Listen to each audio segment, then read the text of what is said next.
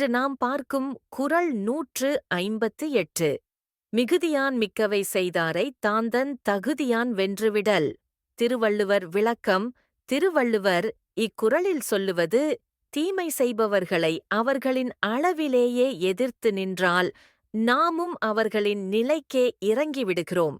ஆனால் தன் உயர்ந்த தகுதி, ஒழுக்கம், பொறுமை மூலம் அவர்களை வென்றால் அதுவே நிலையான வெற்றியாகும்.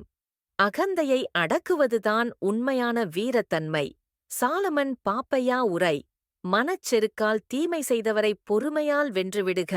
சாலமன் பாப்பையா இந்த விளக்கத்தில் சாலமன் பாப்பையா கூறுவது, பொறுமை என்பது பலவீனமல்ல, அது உள்ளத்தின் மிகப்பெரிய வலிமை. கோபத்தால் தாக்குபவரை கோபமின்றி எதிர்கொள்வதே மனிதன் அடையும் உயர்ந்த வெற்றியாகும். தீமை செய்தவனை பொறுமையால் தோற்கடிப்பவன் சமூகத்தில் உயர்வடைகிறான்.